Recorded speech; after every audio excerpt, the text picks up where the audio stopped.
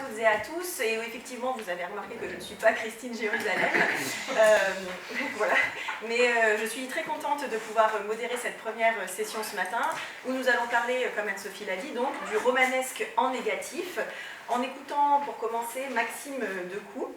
Donc, Maxime Decoux est maître de conférence HDR à l'Université de Lille et membre de l'IUF. Il a travaillé sur Albert Cohen, sur Georges Perec, sur Romain Gary. Il ne l'a pas écrit sur son petit papier, mais il vient de faire paraître l'album Romain Gary à la Pléiade. Et il est spécialiste de façon générale des écritures de la judéité. Il a notamment publié une trilogie aux éditions de Minuit sur les relations entre littérature et authenticité, dont le dernier volet, Pouvoir de l'imposture, est paru en octobre dernier. Et je vais tout de suite lui laisser la parole pour une intervention intitulée « Où est passé le roman policier ? Jean Echenoz et le romanesque du roman malmené ». Merci. C'est bon maintenant ? Pas du tout. Ça va être compliqué. Ils sont très courts, ces micros. Je sais pas comment faire. Je vais faire l'effort. Est-ce que comme ça va ? Bien, alors on le sait, le roman policier fut l'un des rares genres inventés par la modernité littéraire, comme l'avait bien montré Jacques Dubois, un genre qui, de l'aveu de Borges, a créé un type spécial de lecteur, un lecteur suspicieux et affairé, qui est un double de l'enquêteur.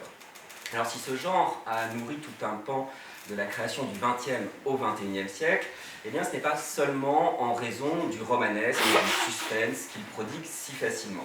C'est aussi parce qu'il est le genre par excellence où une part essentielle du fonctionnement de la littérature est mise à l'épreuve, l'herméneutique. C'est elle qui est dramatisée, questionnée et parfois attaquée. Avec le roman policier, la littérature met donc à l'épreuve son propre pouvoir à donner du sens, tout comme elle confronte le lecteur à sa capacité à interpréter à la fois le réel et le texte. Alors chez Echenoz, les polars se situent dans une veine ludique qui emboîte le pas à Queneau, Perec et qu'on pourrait par exemple retrouver chez Jacques Roubaud. En tout cas chez lui, on constate que les gens et les objets ont une propension relativement hors du commun à disparaître. Et ces disparitions suscitent des enquêtes, elles sont l'un des moteurs narratifs privilégiés. Mais un roman policier d'Echenoz se lit à la fois comme un roman policier traditionnel et très différemment, car l'intrigue ne parvient pas à adhérer au schéma couramment établi. Elle correspond mal à un mystère initial et à l'enquête d'un détective qui amène à sa résolution et qui porte une sorte de romanesque du savoir. Et c'est donc à l'intérieur même de ce modèle très prisé qu'Echenoz altère deux entités, l'objet et l'acteur de l'enquête. Deux modifications qui pourraient sembler minimes mais qui perturbent l'équilibre de la narration et ses implications. De sorte que ce qui disparaît est non seulement un certain nombre de personnages et d'objets, mais aussi de codes du roman policier, tout comme le savoir qui résulte de l'investigation. Si ces récits ont donc bien comme point de départ des disparitions, on peut se demander si l'impossibilité de les raconter n'est pas aussi ce que raconte à sa manière Jean Echenoz et ce qui serait la forme paradoxale d'un autre type de romanesque. Alors, pour cerner la singularité du rapport d'Echenoz au polar, il convient d'abord de considérer le point de départ des intrigues, je l'ai dit, des disparitions. Mais en même temps, celles-ci sont un catalyseur relativement tempéré de l'action, hormis peut-être dans les grandes blondes. Avec Cherokee, par exemple, les disparitions initiales sont tout à fait mineures. Elles ne concernent qu'un disque, un perroquet, une femme adultère, des héritiers. Et c'est seulement la disparition de George Shave qui engrange l'intrigue principale et qui est donc très fortement retardée. Je m'en vais s'ouvre de son côté par Ferrer qui s'en va sans disparaître. Ce faux départ du personnage et de la narration est d'ailleurs dénoncé comme un avatar insatisfaisant d'une disparition qui est quelque peu capricieuse. Je cite, « Ça avait d'abord été Ferrer lui-même qui aurait pu disparaître pour de bon. » À ce coup manqué répondent des disparitions à peine plus effectives, qui sont celles des conquêtes de Ferrer, Ferrer qui passe de femme en femme, qui en quelque sorte fait disparaître une femme en la remplaçant par une autre, qui est dite de rechange. Le registre policier est donc parasité par ces aventures amoureuses en chaîne qui simulent la disparition sans la concrétiser. Et cette logique de l'ersatz se fortifie avec, je cite, la disparition tragique de Delahaye. Une disparition qui, quelques pages plus loin, nous sera elle-même ravie, au moment où nous assistons à son enterrement, forcés que nous sommes de reconsidérer le terme disparition qui avait nommé l'événement comme un euphémisme pour mort et donc comme un leurre. Et il faut finalement attendre le vol des œuvres antiques de la Néchilique pour enregistrer la première véritable disparition et l'entrée du roman dans le registre policier, à la page 130 quand même. On voit donc qu'une disparition peut en cacher une autre, si bien que plusieurs disparitions sont parfois nécessaires pour lancer la fable. Dans Les Grandes Blondes, c'est la disparition de Gloire, longtemps sans conséquence, qui engendre l'enquête qui est déléguée à un certain Kastner. Mais l'investigation se conclut par la disparition de l'inspecteur qui est assassiné par Gloire. En l'intervalle de quelques pages, une disparue a donc été retrouvée, et c'est ce surplus qui semble exiger qu'une deuxième disparition vienne en prendre le relais. On observe une même concaténation des disparitions dans Cherokee, où Shave ne disparaît qu'après avoir fait cesser deux précédentes disparitions, celle du perroquet et de Madame Degas, tout comme dans Je m'en vais, où Baumgartner n'apparaît que comme s'il fallait suppléer Delahaye disparu. Je ne révèle pas la fin. Voilà. Avec Echenoz, en tout cas, les disparitions ne sont ni stables ni définitives, et à la fin, la plupart des disparus ressurgissent. La dynamique des intrigues en répond, elle repose sur un jeu du chat et de la souris, entre ceux qui cherchent à faire apparaître et ceux qui cherchent à faire disparaître ou à disparaître, jusqu'à d'ailleurs nouer ces deux fils, comme dans Les Grandes Blondes, où Gloire est celle qui disparaît et fait disparaître, on pourrait même dire celle qui fait disparaître pour rester disparue. Alors la conséquence en est que, le plus souvent, il ne reste pas aux inspecteurs, comme dans la disparition de Pérec ou dans La Belle Hortense de Roubaud, le principal à partir de quoi enquêter, un cadavre. Alors certes, je vous rassure tout de suite, il y aura bien quelques morts par-ci, par-là, mais ils ne seront jamais au centre ou au départ de l'intrigue. N'est-il pas symptomatique, par exemple, que Shave, dans Cherokee, se rende au début du roman à un rendez-vous qui va sceller son destin en, je cite, contournant la morgue. Ou encore que, lors de notre première rencontre avec Fred, le criminel, celui-ci regarde deux hommes qui en dépaissent un troisième et, je cite, plonge ses restes dans une baignoire pleine d'acide et les font donc disparaître. Dans Lac, l'absence de cadavre est comme exhibée par un détournement parodique au moment où Chopin rejoint un certain Fernandez et observe des hommes qui, je cite, passaient vider leur crâne fendu, leur carcasse démembrée dans les hauts conteneurs. Finalement, comme avant, Fernandez surveillait des ossements.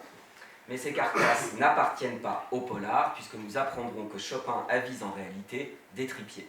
Le principal élément de définition du récit policier, la dépouille, ne parvient pas à exister pleinement dans l'univers d'Echenoz. Il en va de même, par exemple, du cercueil de Delahaye, qui, je cite, sonne creux, et pour cause, il ne contient pas de corps. Alors malgré cela, le lecteur ne reste pas entièrement frustré dans ses attentes morbides, puisqu'il y aura quand même un meurtre, celui du Flétan, dont il a été question jeudi, mais celui-ci est conçu comme une annulation, puisqu'un assassinat en bonne et due forme. Tu n'as pas d'existence sociale, lui lance Delahaye, on ne se rendra compte de rien. D'autant que l'arme du crime, un camion frigorifique, nous ramène à la banquise qu'explore Ferrer et au coloris blanc qui teinte les pages du récit. Il s'agit donc bien de prêter garde aux formes de la carence, qui est celle dans les textes d'Echenoz, comme l'ont fait dans une autre optique Olivier Bessarbanqui et Christine Jérusalem, alors tout particulièrement dans Je m'en vais, qui est traversé par le vide des existences et l'ennui, ou encore dans Les Grandes Blondes, qui est saturé par les mots de la disparition. Et c'est d'ailleurs pourquoi dans ce roman, le mode opératoire utilisé par Gloire apparaît comme l'aboutissement de cette logique. Elle précipite ses adversaires dans le vide, et ce mode opératoire est décrit comme un nettoyage par le vide. Comme dans Les Gommes de Robbe-Grillet ou dans La disparition de Pérec, il y a un blanc dans l'intrigue qui se matérialise par l'absence de cadavre. Et si tout roman policier repose peu ou prou sur un vide que l'enquête doit combler, et qui est la source du romanesque, eh bien Echenoz, lui, prend un soin méticuleux à creuser plus encore et surtout à falsifier cet abîme. On l'aura compris, la structure policière chez Echenoz est donc malmenée depuis cet objet qui disparaît sans disparaître tout à fait, mais le romancier s'en prend aussi à l'acteur de l'enquête, le détective. Il fait disparaître la figure de l'amateur éclairé et génial imposé par Dupin, Holmes ou Poirot, même si ces figures ont été progressivement détrônées par d'autres types d'enquêteurs moins idéalisés. On peut penser par exemple à Maigret. L'écriture d'Echenoz révoque en tout cas l'état d'exception qui constitue usuellement le polar comme un univers propice au romanesque parce qu'il se situe en marge du réel. Idéal de la justice, goût pour les défis intellectuels, amour de l'aventure, ces motifs sont périmés. On est enquêteur chez Echenoz comme on se rend au bureau. La peau de Shave, après une journée d'enquête, je cite, collait d'aigres sueurs salariales. C'est charmant. Dans Lac, l'entomologiste qu'est Chopin ne pratique quant à lui l'espionnage que comme un complément de revenu. Les universitaires savent ce qu'il leur reste à faire. En tout cas, rémunérée, l'enquête devient sujette à tout ce qui peut disqualifier un emploi. Voilà ce que dit Chopin. On se fatigue même de l'espionnage très vite. C'est qu'il y a des longueurs, des corvées dans ce métier. Et toujours, sous la profusion romanesque des rebondissements, surgissent des longueurs, des moments d'attente, des plages blanches, inactives, désœuvrées, qui interrompent l'en allée de l'intrigue. Crémieux dans Cherokee dit ceci, qu'est-ce que vous voulez qu'on fasse? Regardez-nous, on n'est pas équipés, on n'est pas secondés, la police c'est comme tout, on attend. Donc loin de l'impulsivité du héros du roman policier, l'enquêteur chez Echenoz est un individu mesuré qui s'accommode du réel au lieu de le braver. Ces romans ont pris le parti de Maigret, mais finalement plus celui des mémoires de Maigret, où l'inspecteur souligne les déformations et les excès romanesques que Simenon aurait introduits dans ses aventures pour en rappeler avec humour l'extrême banalité. Comme chez Butor, chez Robbe-Grillet, chez Pérec et chez Queneau, l'amateurisme des inspecteurs n'est donc plus celui de Dupin ou de Holmes, celui qui signalait leur supériorité par rapport aux professionnels de la police. Incapables et maladroits, les inspecteurs d'Echenoz se prennent régulièrement les pieds dans le tapis. C'est un échec, dit Bock dans Cherokee, cette opération est un échec. Mais cette banalisation ne fait paradoxalement pas sombrer le roman dans l'immobilisme. Elle est au contraire l'un des plus surprenants ressorts dramatiques. Dans Les Grandes Blondes, c'est l'incompétence de Kastner qui fait naître l'intrigue criminelle. Lui qui, égaré en terre bretonne et qui n'avait pas Franck sous la main pour se repérer, incapable de reconnaître celle qu'il piste, n'était pas, je cite, l'enquêteur le mieux avisé qui fût. Dans Envoyé spécial, toute l'énergie du texte provient des efforts insensés de personnages dont les maladresses relancent inlassablement l'intrigue, en particulier celle de Christian et Jean-Pierre, deux personnages qu'Echenoz assigne au rôle de méchants, alors qu'ils ne peuvent se départir de leur bienveillance naturelle, ce qui est quand même problématique. Dans Lac, Chopin ne réagit pas aux insultes de Weber parce que, je cite, « il ne déteste pas ce terme d'amateur et trouve que Weber est vraiment bien renseigné ». Un peu plus loin, c'est Sec qui s'indigne devant son incompétence. « Mais enfin merde, Chopin, vous êtes professionnel ou quoi ?» Et Chopin l'admet sans honte, « je ne suis qu'un technicien ». Roman noir, roman d'espionnage, cinéma, ce sont aussi ces modèles qui suscitent du romanesque, eh bien, ceux-ci sont donnés comme, le plus souvent comme difficiles à imiter par le personnage. Dans Cherokee, Bock s'y essaye un moment et il finit par y renoncer. Je cite, « Bock n'avait pas l'intention d'utiliser cette arme, du moins sous l'angle balistique. Il ne tablait que sur sa force intimidante. Il n'était pas sûr de sa méthode. Comme il eût été simple d'entrer sans façon, d'un coup de pied dans la porte, de dire à cette femme 3 mots d'une voix fatiguée, en américain, et que de tremblants sous-titres vernaculaires vinrent s'étaler à ses pieds pour faire comprendre ce qu'il voulait. Mais il se fit une raison, se décida, ouvrit la porte, normalement. Normalement, l'adverbe est à lui seul un adieu à l'exception policière, la conscience de la banalité du geste, de l'impossibilité d'élever le polar à un art de vivre éloigné du quotidien, à faire qu'il soit autre chose qu'une construction fictionnelle, est portée par le narrateur autant que par son personnage. Alors ces attentats répétés contre la structure policière ont une conséquence essentielle, le savoir et le raisonnement qui soutenaient la tension narrative dans le polar et qui concouraient à sa force de séduction ont disparu. Mais en même temps, cette disparition est peut-être la plus retorse de l'art policier d'Echenoz parce qu'elle est perpétrée à l'aide de son antagoniste, la profusion romanesque. Les intrigues sont démesurément complexes, regorgeant de plus de péripéties et de personnages qu'un esprit normalement constitué, enfin en tout cas le mien, ne peut en mémoriser, ce qui rend la compréhension de ces détails parfois très délicate. D'autant mieux qu'on ne trouve plus d'épisodes qui font le point sur l'avancement de l'affaire, de pauses narratives où l'interprétation des indices et les finesses du raisonnement sont à l'honneur. Dans Cherokee, il en a été question déjà jeudi, les découvertes ou les résolutions ne sont pas des déductions, mais simplement des trouvailles. Shave s'attire la jalousie de ses collègues en résolvant coup sur coup plusieurs affaires paralysées, et ce, par le plus grand des hasards. Dans Je m'en vais, le seul flic à intervenir est un certain Supin, qui affirme que le cadavre du flétan a été découvert, je cite, par hasard. Il invoque plus loin un coup de bol à la frontière espagnole, et à la fin, il s'excuse d'avoir mis la main sur le coupable. Ce n'est rien, c'est de la chance.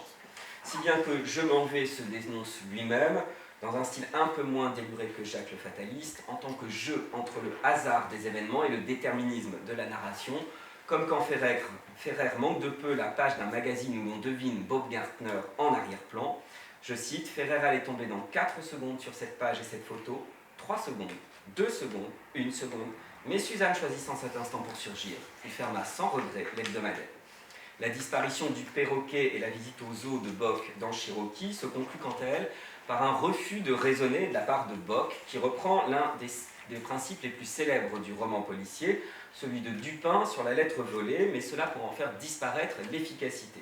Voilà ce qu'il affirme, les objets se retrouvent toujours à leur place naturelle, c'est la lettre volée, du moins ils y séjournent nécessairement à tel ou tel point de leur cours sublunaire.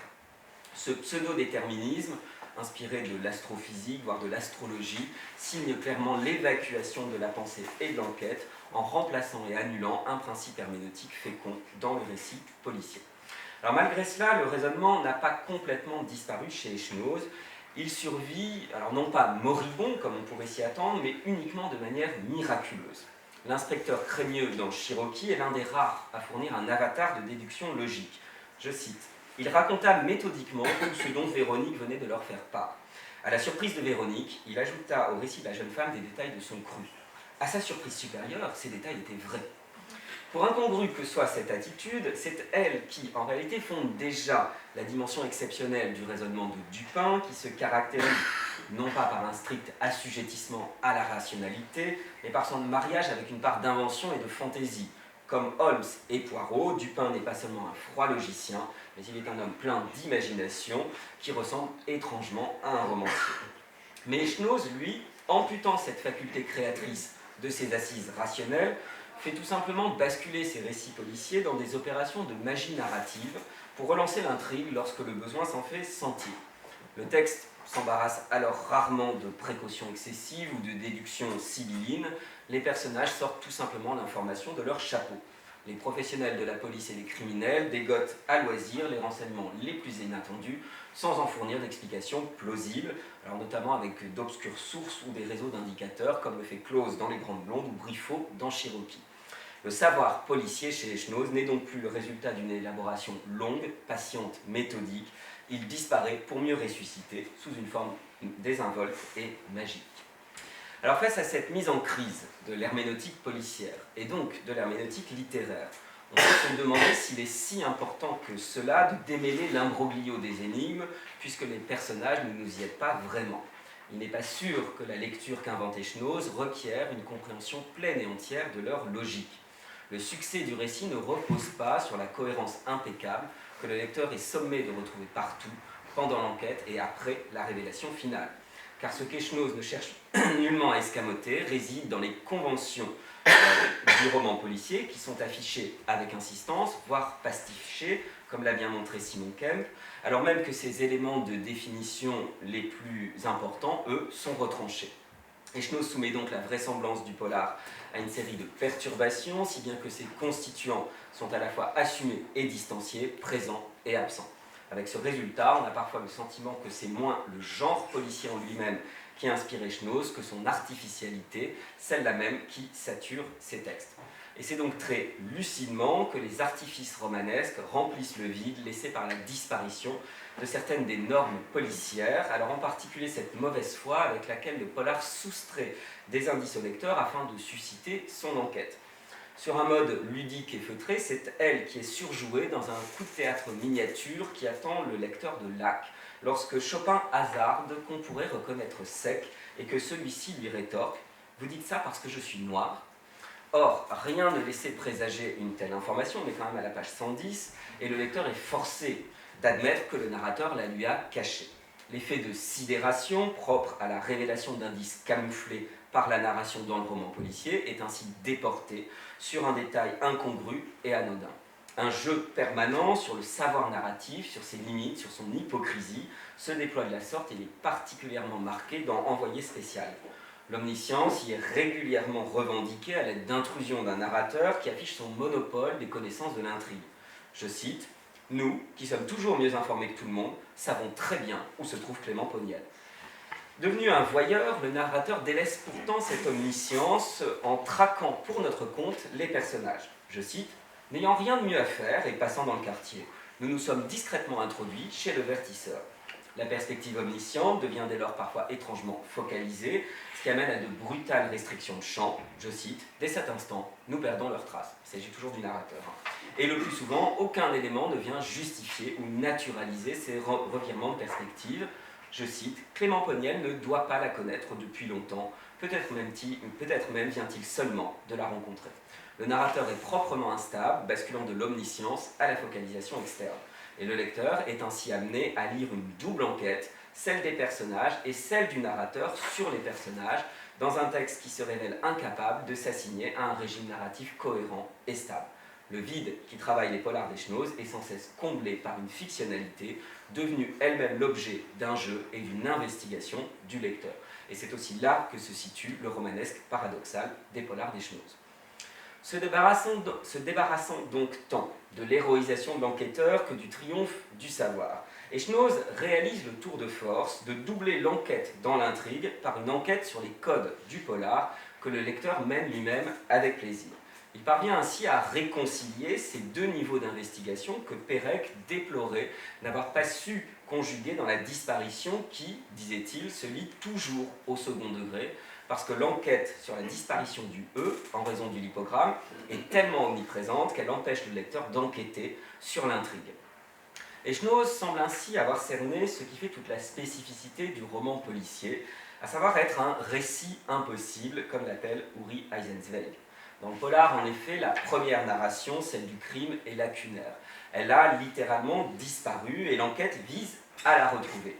Le récit du détective est la première véritable narration sur des événements qui auparavant n'étaient pas racontables. Le savoir issu de l'enquête n'est donc pas qu'intellectuel, il est aussi et surtout un savoir narratif qui ne prend forme et corps que dans un récit, celui de l'enquêteur. Mais cette impossibilité fascinante à raconter, qui est surmontée quand on s'appelle Dupin, Poirot ou Holmes, eh bien, elle frappe de plein fouet les enquêteurs d'Echnoz. Et c'est aussi ce sur quoi le romancier nous invite à enquêter en faisant disparaître et réapparaître les codes policiers. C'est cette impossibilité même qu'Echnoz raconte de manière particulièrement habile, pluralisant à l'extrême une herméneutique qui prend aussi le roman pour objet, sans s'enfermer dans l'autotélisme, et qui devient la source inattendue d'un romanesque de la lecture. Je vous remercie.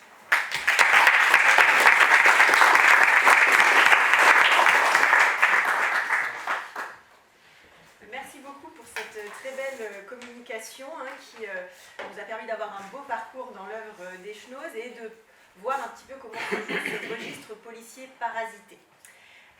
Maintenant, nous allons écouter Dominique Rabaté, que je présente quand même, qui est professeur à l'Université Paris Diderot, membre également de l'Institut universitaire de France.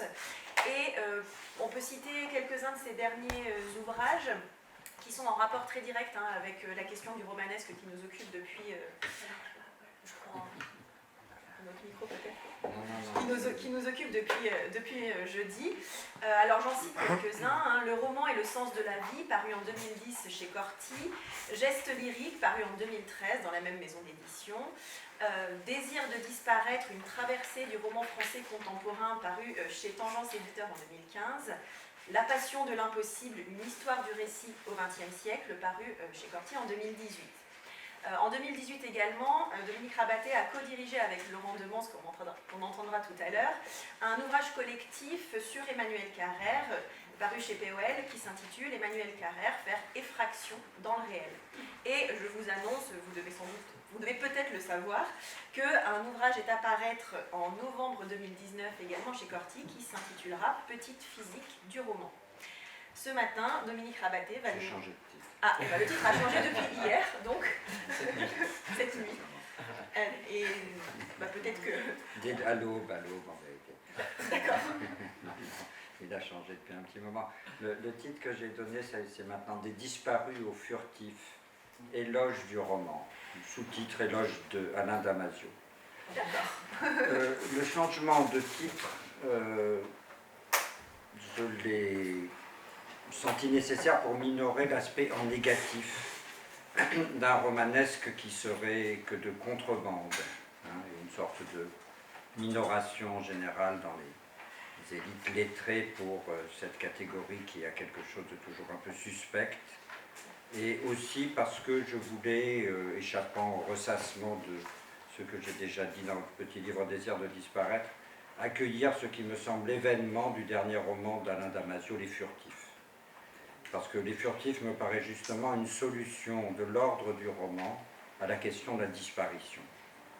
Alors, ceci implique que je pense qu'il faut continuer d'affirmer que le roman n'est pas mort, ça a déjà été dit, mais qu'il n'est jamais mort ni périmé. Nous sommes sortis de cette vision moderniste, avant-gardiste, de la péremption du personnage du roman. D'autant plus que le roman ne peut pas mourir puisqu'il travaille à l'articulation problématique de l'individuel et du collectif, et que cette définition lukáchienne que j'assume lui donne évidemment une place centrale dans l'interrogation toujours active et toujours actuelle de ces relations. Et que régulièrement, il me semble que les romanciers nous font des propositions de pensée propres à leur art pour répondre aux questions de notre époque. C'est l'idée qui guide en partie le livre Petite physique du roman, où il s'agit par exemple de ne pas exagérer la coupure qui aurait été celle du nouveau roman, mais de la réinscrire dans quelque chose de plus continu. Il faut donc à ce moment-là le faire selon des lignes dont il importe de décrire ou de construire l'histoire autant que l'historicité. Et dans ces propositions romanesques, ou de romanciers plutôt, je préfère dire, il s'agit régulièrement de réinsuffler un souffle romanesque dans des inventions de récits, c'est-à-dire proposer imaginairement l'invraisemblable rencontre du désir et de l'événement. C'est la citation d'Alain que cite Pingot, qu'a peut-être cité Alexis, et que je recite à mon tour. Je trouve que c'est la plus jolie définition qu'on puisse trouver du romanesque.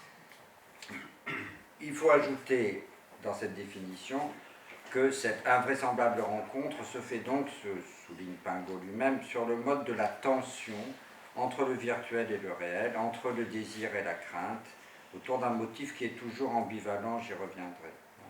Car cette ambivalence, je crois, c'est ce qui tient au désir de tout lecteur de fiction de rêver une autre vie que la sienne qui puisse être en même temps sa vraie vie. Alors, je vais rappeler des choses sur la question de la disparition qui m'a semblé être un vecteur romanesque très puissant depuis les années 90 et pouvoir se lire comme une sorte de manière de traverser le roman français contemporain. C'est ce que j'ai essayé de faire dans le petit livre Désir de disparaître. Frappé que j'étais par la fréquence du motif, qui n'était pas juste une hallucination personnelle, par l'inflation du thème, par l'inflation du mot même, où j'ai vu une réponse ambiguë aux sociétés de l'omniprésence du contrôle, l'invasion de l'archive, la démultiplication des traçabilités, ces sociétés que Pierre Zaouy nomme dans De la discrétion de l'omnivisibilité. Pour un autre choix, si c'est le mot, de soustraction, de sécession, de désertion individuelle.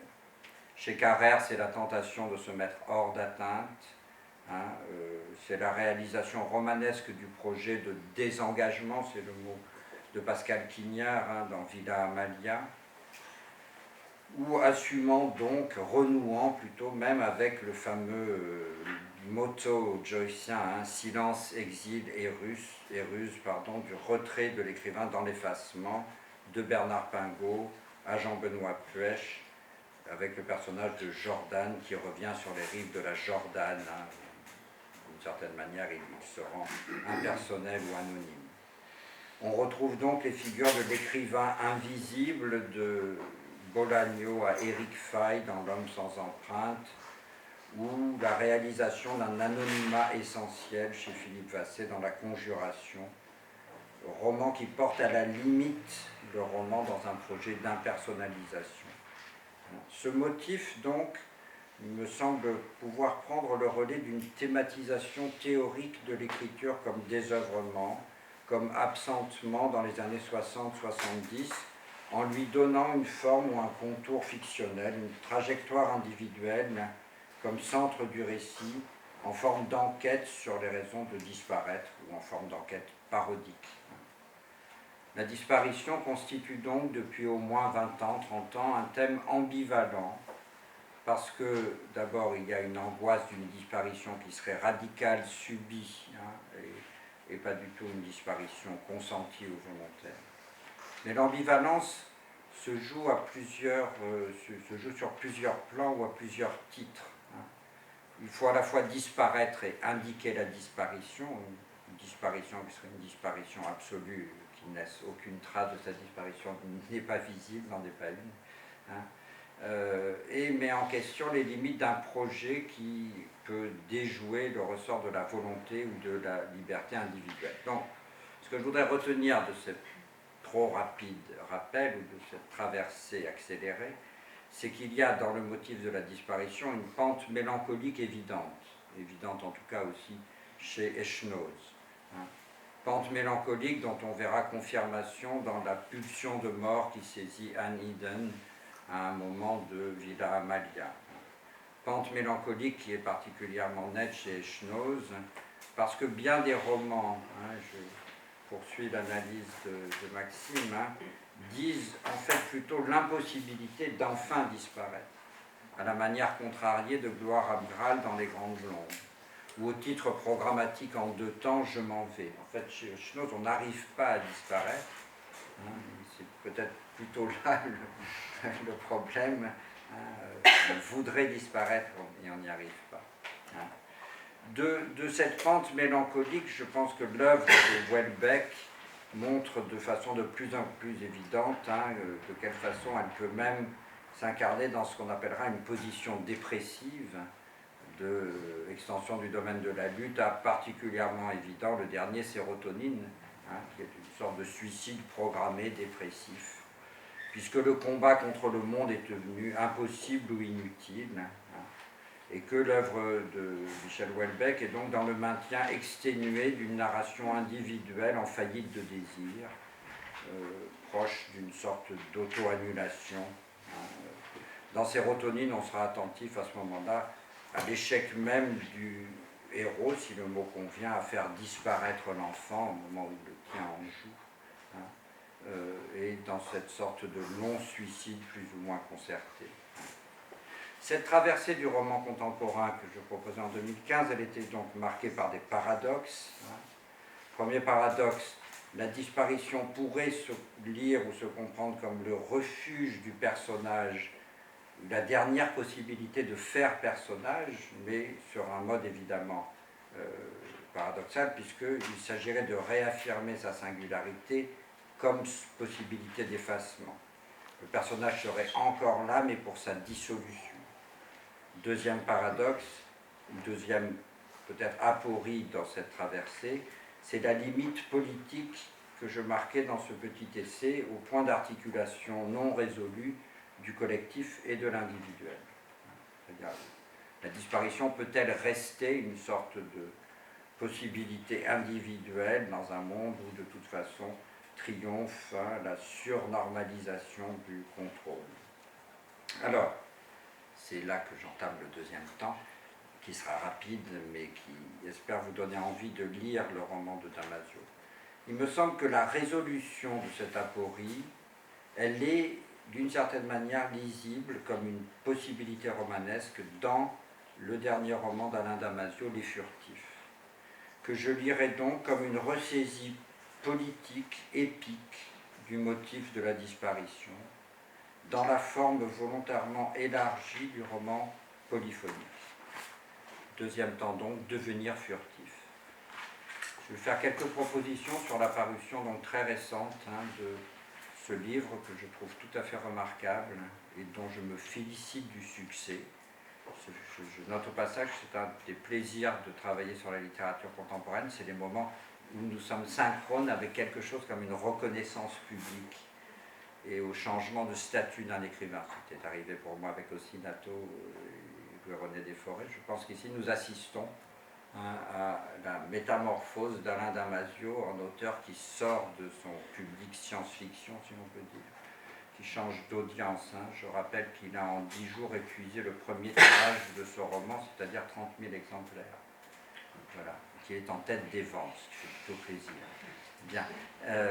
Et aussi, j'y ferai allusion dans le sillage de la rencontre que nous avons organisée avec lui à Paris Diderot le 14 mai. Alors, le premier point que je veux noter, c'est qu'il n'y a pas, comme chez Schnoz ou comme chez bien d'autres, chez Damasio, de distance ironique avec le genre. Le genre est assumé. L'écrivain reste tout à fait sereinement un romancier d'anticipation. Et dans des sociétés imaginaires situées dans un futur plus ou moins lointain, depuis la zone du dehors, bon, la Horde du Contrevent était sans doute le livre où la situation est la plus imaginaire, la moins cadrable. Les Furtifs se passent dans un futur relativement proche, en France, une France privatisée, où règne l'omnisurveillance, où les villes ont été rachetées par des grandes compagnies, et une partie de l'action se passe dans la ville d'Orange, pour laquelle la compagnie Orange n'a même pas eu à racheter le nom. J'aime bien cette idée. Selon des ségrégations sociales par statut, des bagues qui vous permettent de vous connecter avec toutes sortes de choses.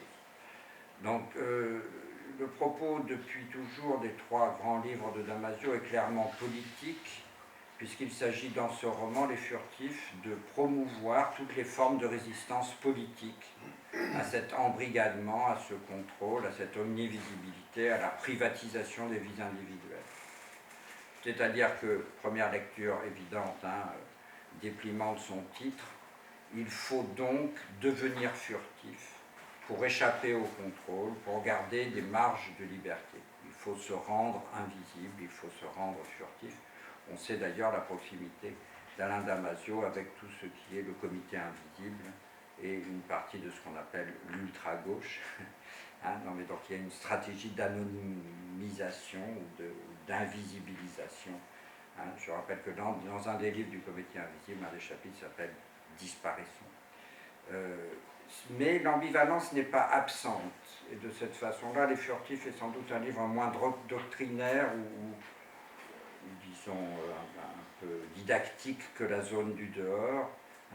Le livre marque aussi par endroits la séduction de tous ces appareils de réalité augmentée, notamment lorsque Lorca, le père de la petite fille disparue et qui refuse de croire qu'elle est morte et qui veut la retrouver, est pris dans la fascination pour ce que le livre appelle la réule, la réalité ultime, c'est-à-dire des modes de réalité augmentée à partir de vos souvenirs les plus personnels qui vous permettent de discuter avec des absents ou avec des personnes décédées.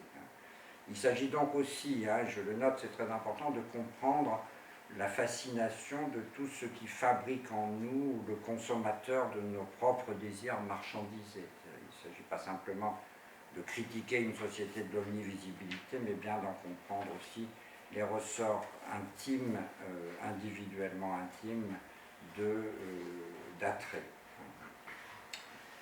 Le roman d'Alain Damasio, que je ne raconterai pas trop, commence par une disparition. Alors, vous imaginez que moi, quand j'ai lu ce livre, j'étais évidemment bingo, encore un livre. Et ce qui m'intéresse, c'est justement que là, le thème de la disparition est lié à la question de la furtivité.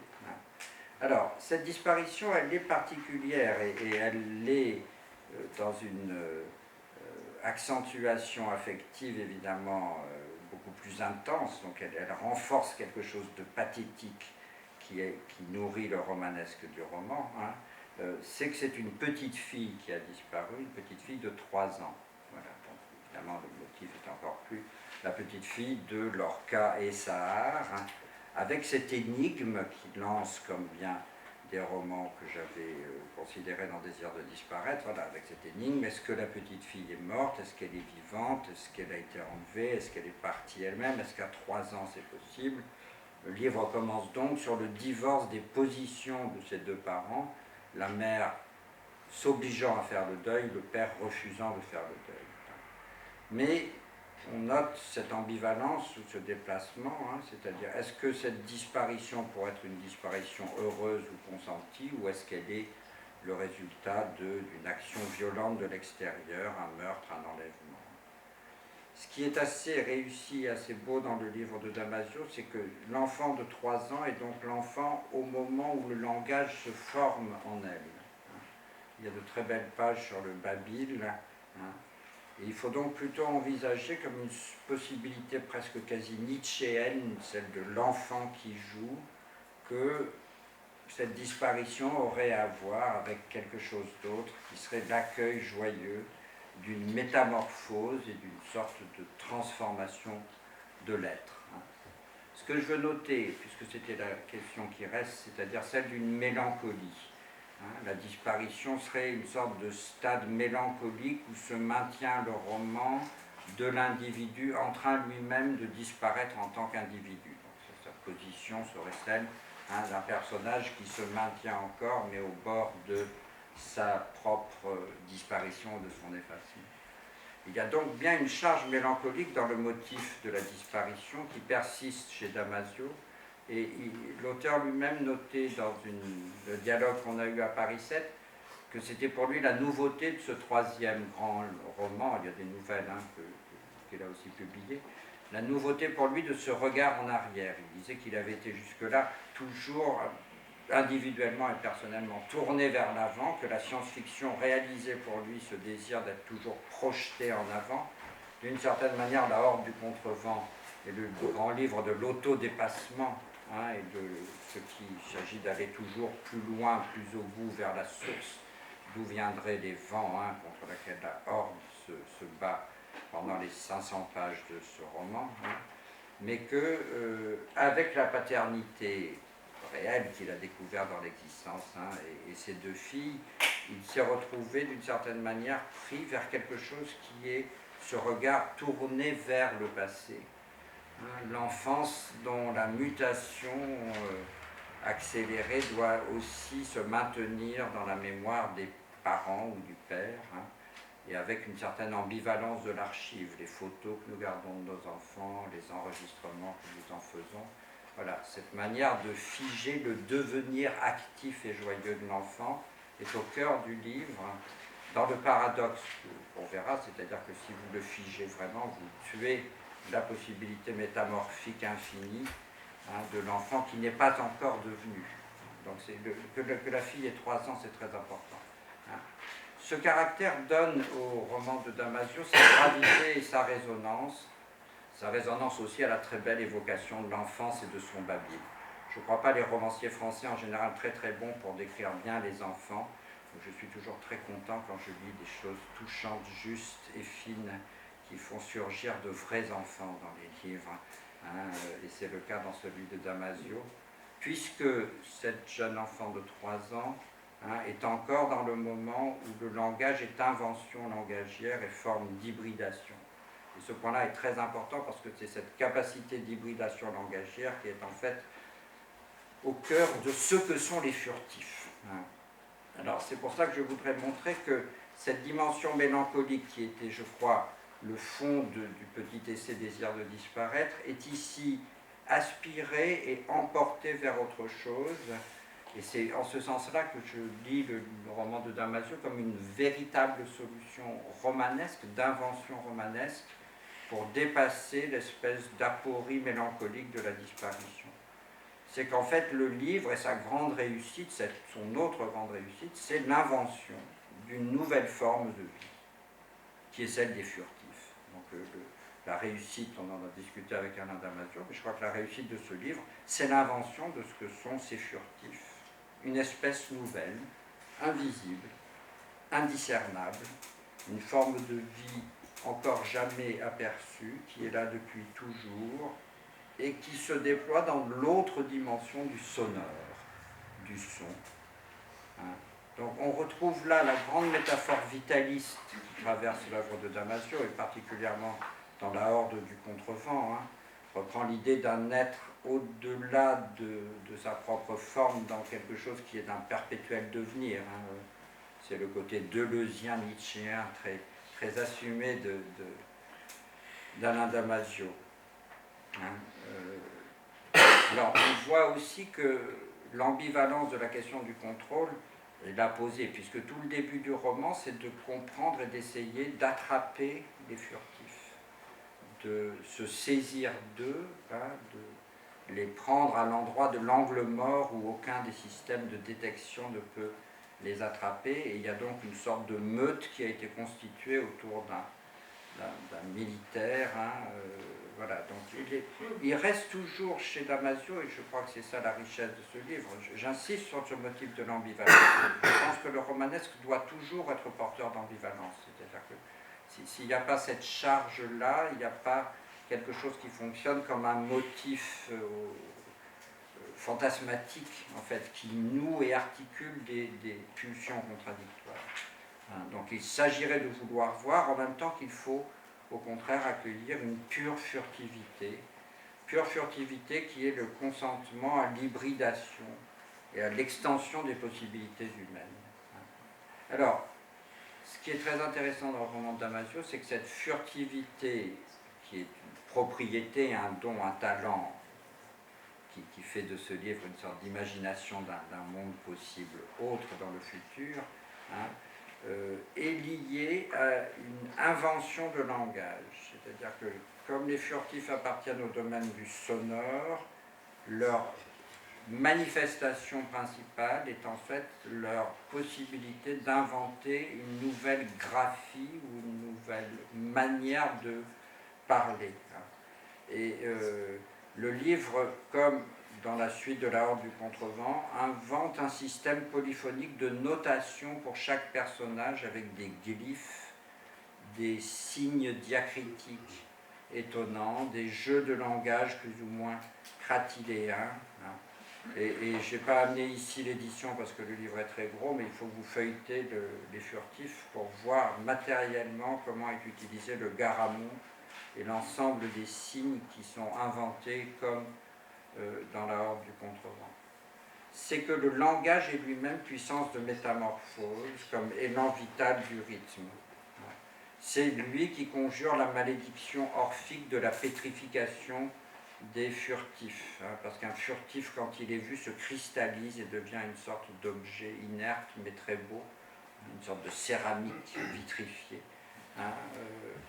Et donc la peur de tout chasseur de furtifs est la peur de lui imposer le regard de Méduse et de le saisir et donc de le faire mourir à l'endroit où il arrête sa métamorphose. Il y a donc aussi dans le livre toute une figure de la mélancolie et du regard d'Orphée, puisqu'il faut au contraire, et telle est la leçon vitale d'invention à la fois de monde et d'invention de langage, accueillir un autre mode de vie, qui serait celui de la furtivité, de la métamorphose, inventer des vitesses, des idiosyncrasies de langage. Et il faut vraiment saluer la prodigieuse inventivité langagière et linguistique d'Alain Damasio dans ce nouveau livre.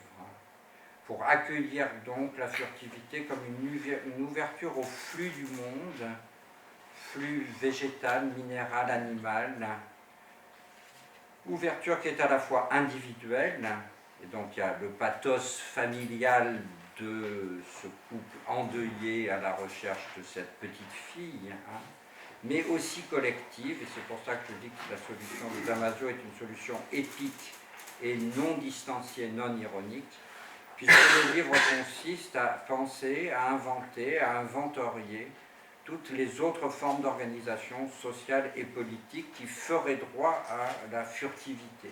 Alors on dira dans l'espace imaginaire du roman. Enfin voilà, tourner quand même vers l'ensemble des expériences possibles aujourd'hui, des ZAD à d'autres choses, par où il serait possible de déjouer le contrôle social et politique de la biopolitique sur nos vies aujourd'hui. D'où, pour terminer, cette dimension épique qui est assez rare et qu'on voit dans le roman de Damasio Une fois nouvelle, les combats, la traque, l'héroïsme, l'initiation vers un autre état de l'être. Et cette dimension épique est articulée à une dimension politique qui peut se proposer donc, je crois, comme une des formes romanesques abouties à la nécessité paradoxale où nous sommes aujourd'hui, à la fois de disparaître et d'en faire œuvre. Merci.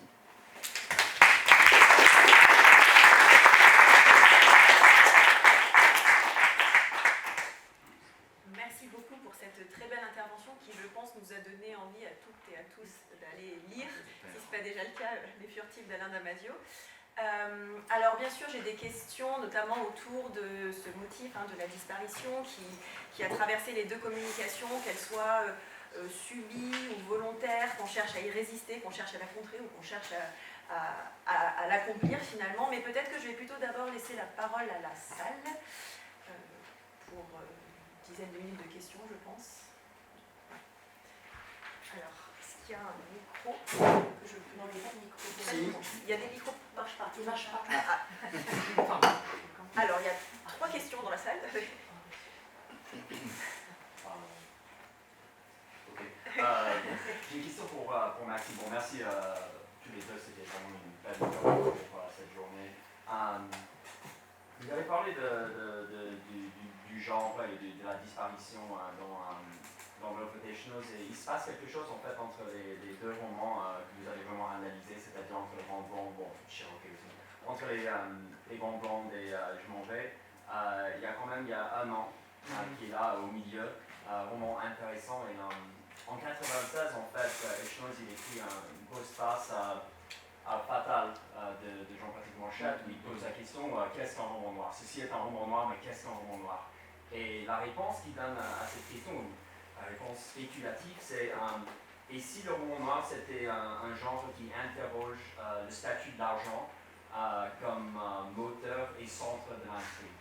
Alors je voulais juste proposer que peut-être il se passe quelque chose avec l'argent en tant qu'absence signifiante, signification sans corps stable, etc. Et que ce motif de la disparition dans Echenoz tourne toujours autour de la perte et de la revenance de l'argent. On perd son statut social, la victoire, les STF dans Echenoz, etc. Et que le roman noir aussi, c'est un roman qui tourne autour de l'argent, romanesque. On parle beaucoup du réenchantement, du romanesque aussi, mais le roman noir, ça souvent. Et l'intrigue, c'est une affaire pour Echenoz. Je ne sais pas si... C'est-à-dire que, alors un an, c'est pas un roman policier, on abandonne complètement la... Quoique. Une fausse mort. C'est une fausse mort. Ça commence. Une fausse mort. Il n'y a pas d'enquête. Franchement, les causes sont là. Ouais. Bon, et puis je pense que le motif de l'argent, oui, il est important, mais pour des raisons plutôt contextuelles. Et je pense que le motif vraiment de la disparition, c'est vraiment net dans les Grandes Blondes, c'est clairement une volonté de disparaître et de se soustraire au contraire à cette sphère de l'hyper-visible qui est incarnée par cette équipe de télévisés qui traque gloire. Je pense que le motif, il est plutôt, l'importance de la disparition, elle est plutôt là. Chez Echenoz, et que toutes les affaires financières effectivement gravitent évidemment autour parce que ce sont les éléments qui interviennent dans l'intrigue, mais vraiment de manière extrêmement factuelle, beaucoup moins. Je ne suis pas sûr qu'il place ça au cœur de sa réflexion dans les Grandes Blondes. Les questions financières interviennent évidemment, mais c'est avant tout le désir de gloire, de se soustraire à cette hyper-visibilité, plutôt dans une optique, effectivement, une forme de mélancolie, un désir d'un abri hors du monde, une retraite introuvable. C'est le... Il faut que je fasse quoi?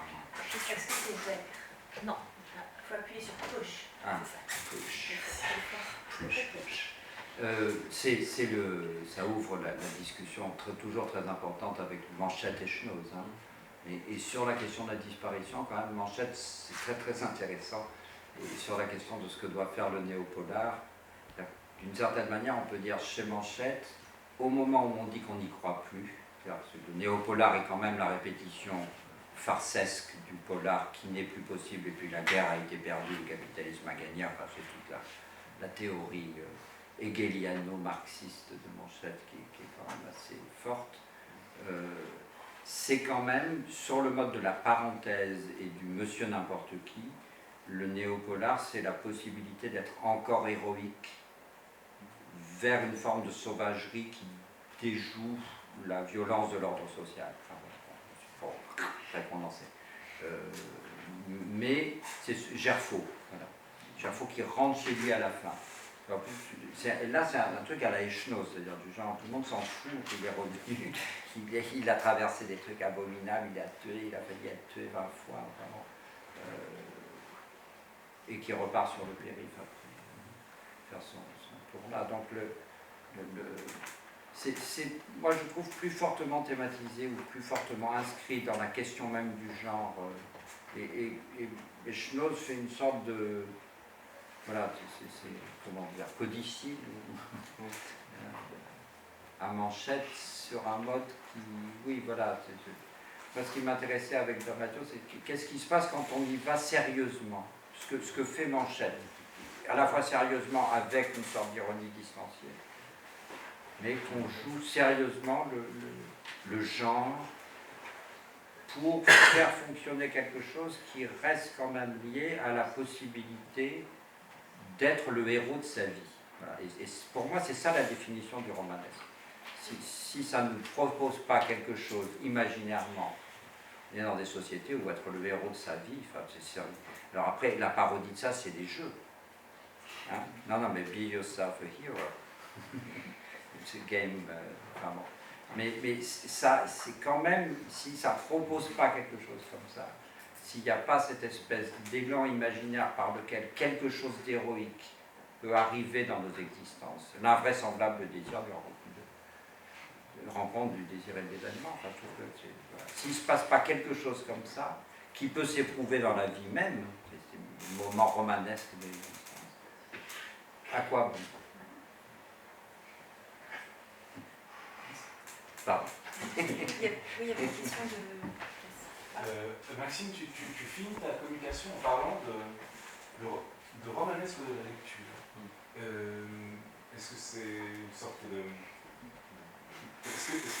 C'est l'idée que finalement, à ce romanesque, alors c'est des textes qui sont finalement très romanesques, avec beaucoup de rebondissements, etc., mais en même temps un romanesque qui est mis à distance, dans sa gratuité, dans ses conventions, et c'était surtout l'idée que à ce romanesque un petit peu malmené se superpose finalement une sorte d'aventure de la lecture, parce que le lecteur se fait enquêteur, l'enquête sur l'intrigue est quand même malmenée elle aussi, difficile d'enquêter sur les personnages, néanmoins il y a une enquête qui est doublée sur les codes du polar, notamment avec cette enquête du narrateur qui vient doubler celle des personnages d'Envoyé spécial.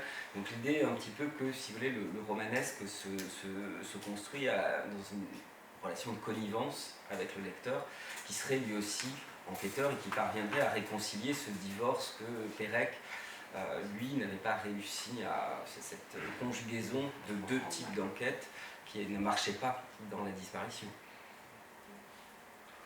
Est-ce que tu ne penses pas quand même qu'il y a un tel dessaisissement du fonctionnement endoxal des codes, qui soit d'ailleurs du policier ou de l'espionnage, qu'il y a quand même une forte probabilité d'un report de l'intérêt du lecteur sur autre chose? Ben, en fait, je me demande... Tu ne résous pas l'enquête en tant que lecteur chez Schnoz, me semble-t-il. Ça ne t'intéresse pas tellement. Mais en même temps, voilà. En même temps, je me demande, je sais pas, il faudrait demander, faire un sondage de lecteurs, parce que nous, on n'est pas des vrais lecteurs, enfin, on est des lecteurs biaisés. Parle pour toi. Mais je ne suis pas sûr que les gens qui lisent et Schnoz, à mon avis, ne retirent pas le plaisir à la fois d'une véritable intrigue et de la mise à distance de cette intrigue. Non, ça je suis entièrement d'accord. Mais c'est jouer le jeu par exemple du policier. Chez lui, ça me paraît quasiment impossible. Oui. Tu lis Cherokee, tu n'essayes pas d'élucider quelque chose, me semble-t-il. Moi non, mais moi je suis un peu personne. Mais je aussi, sais pas, c'est particulier à Cherokee, parce qu'il y a un tel foisonnement de détails, c'est pas tout à fait la même chose que Cherokee lire au piano. Oui, enfin, mais c'est pas on n'est pas dans la même structure. Ou Envoyé spécial. Ou même je m'en vais. Mais dans Méridien de Greenwich, par exemple, c'est impossible de mener l'enquête. Oui, mais tu reconnais la scène, c'est le plaisir de... ce que j'entends dans ton romanesque de la lecture, c'est l'usage que Schnoz fait de ce romanesque-là, c'est celui de la scène qu'on reconnaît tous, peu importe qu'elle ne soit plus tenue dans une continuité qui doit mener à sa résolution. C'est là que le romanesque se joue, ça suffit en fait, il me semble. Même si ça marche pas. Après, je pense que les modalités de lecture du roman policier sont en fait très variables d'un lecteur à l'autre. Je connais, il y a la lecture standard où le lecteur voudrait résoudre l'enquête avant l'enquêteur, il attend qu'on me trompe à la fin, sinon il est frustré. S'il a quand même résolu l'enquête avant Hercule Poirot, c'est que finalement c'était pas si compliqué que ça, mais en même temps il veut quand même le faire. Mais il y a d'autres types de lectures. Moi par exemple, je lis des romans policiers sans m'intéresser à qui est le coupable. Et je ne suis pas le seul. Ce qui m'intéresse, c'est plutôt comment est-ce que c'est construit, comment est-ce que ça va fonctionner, etc. Beaucoup plus que les détails de l'intrigue auxquels, j'avoue, je ne comprends pas toujours grand-chose. Mais... Et on a le... Les deux ne sont pas exclusifs. Voilà. Et c'est, enfin, le nouveau roman a beaucoup travaillé là-dessus, parce que quand on a les polars à la robe grillée, de toute façon, vous ne pouvez pas savoir si l'enquête va être résolue, mais en même temps vous êtes obligé d'enquêter d'une certaine mesure, parce que sinon, avec ces scènes qui se superposent, comme dans Le Voyeur ou dans Projet pour une révolution à New York, si vous ne faites pas un minimum de travail d'enquête, vous ne comprenez plus rien au moment où les scènes commencent à se recoller. Donc là, vous êtes dans une position nécessairement active. Ce qui n'est pas le cas dans Dix Petits Nègres. Dix Petits Nègres, vous pouvez le lire passivement, vous aurez la solution à la fin. Je voulais revenir juste rapidement sur le motif, sur l'esthétique de la disparition, de la soustraction. Donc vous avez parlé de pente mélancolique, effectivement, mais vous avez aussi parlé de faillite du désir. Et Houellebecq, hein. Oui, chez Houellebecq. On vous accuse pas. Mais Si c'est pas ça, je ne sais pas ce que c'est. je trouvais cette formule intéressante et éventuellement paradoxale, puisque justement il y a dans la mélancolie un énorme désir d'écriture, un désir mélancolique. Et je me demandais comment ça s'articulait, alors peut-être chez Houellebecq, mais peut-être plus généralement dans les œuvres que vous citiez, entre une forme de renoncement finalement et cette mise en scène du désir quand même éminemment romanesque de la mélancolie. Il y a aussi chez certains auteurs cette disparition comme espace potentiel de renouvellement, de réapprentissage, donc quelque chose qui passe par la soustraction finalement pour se décentrer de cet espace de renoncement. Voilà, j'aurais aimé simplement avoir votre position là-dessus.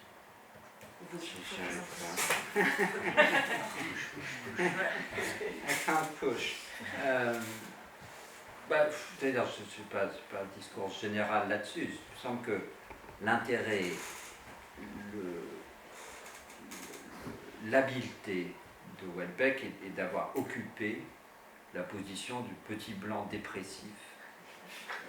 Non, mais vraiment, voilà, à la limite du white trash, mais c'est même pas trash. Non, mais donc du petit blanc, avec une forme d'intelligence dans le diagnostic historique, voilà, qui en fait justement le dernier moment de... Voilà, on voit à quel point c'est pertinent quand même avec ce qui se passe en politique depuis 25 ans. Donc bon, voilà, personnage déclassé, que la mondialisation périphérise, etc., que l'extension du domaine de la lutte conduit en fait à une sorte de fatalisme absolu quant à la résignation devant le conflit. Il n'y a pas de conflit,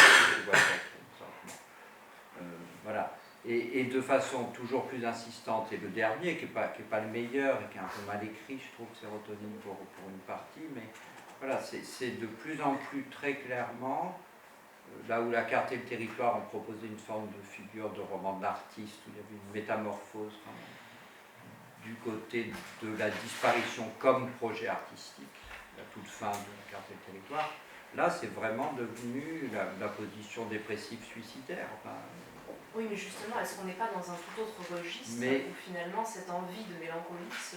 Mais il n'y a pas d'envie de mélancolie, il y a une position... Non, enfin, je veux dire, il ne peut pas y avoir une envie mélancolique. On a une position mélancolique, enfin, je veux dire, on ne peut pas avoir envie d'être mélancolique.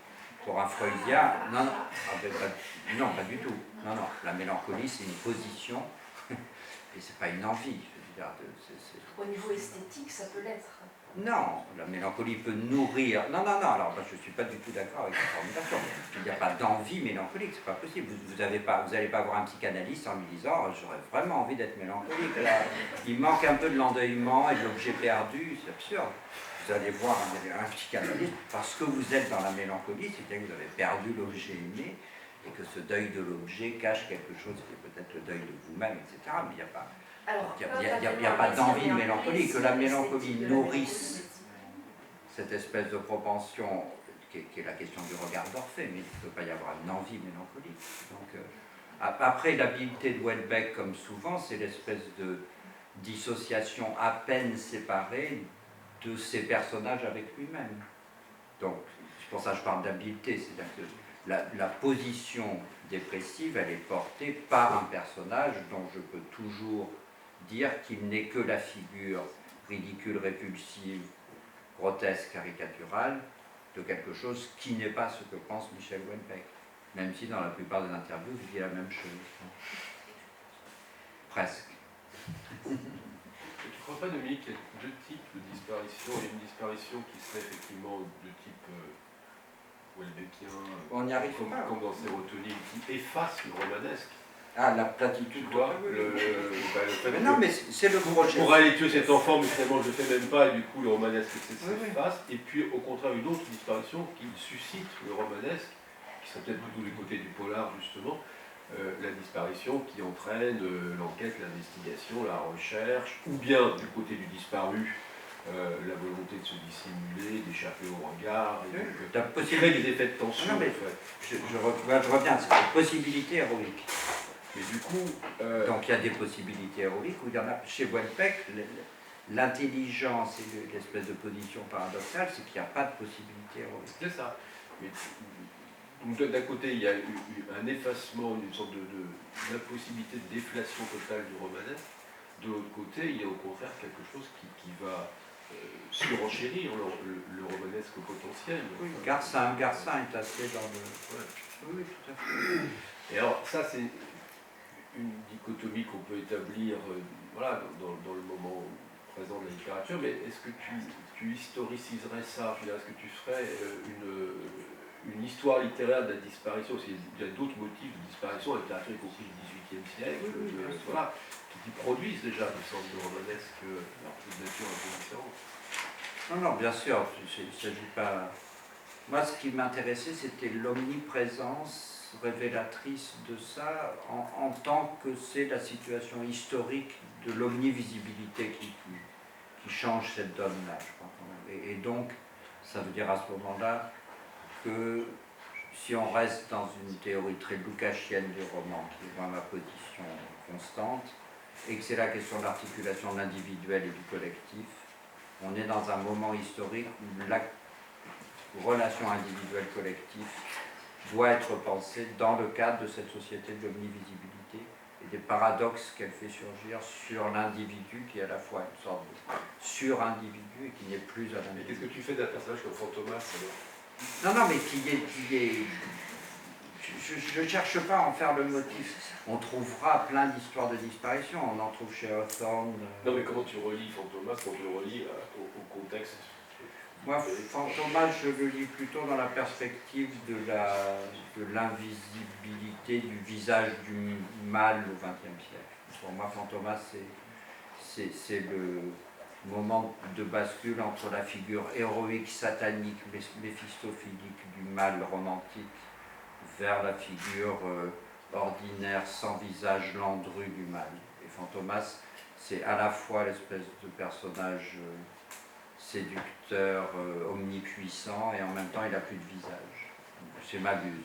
Voilà. Donc je lis Fantomas et Mabuse en même temps, mais dans des perspectives qui sont plus sur la question du mal et la question là, des genres populaires, du mélodrame, enfin,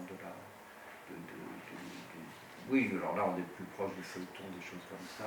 Non, mais et donc assez peu dans la question qui serait la question pour moi actuelle du statut problématique de l'individu comme injonction à la performance d'être un individu sous régime de marchandisation générale de l'ensemble des qualités individuelles. Devenez le promoteur de vos propres goûts. Alors, sur ces paroles, je vous propose, puisqu'on me fait signe au premier rang que c'est l'heure de la pause,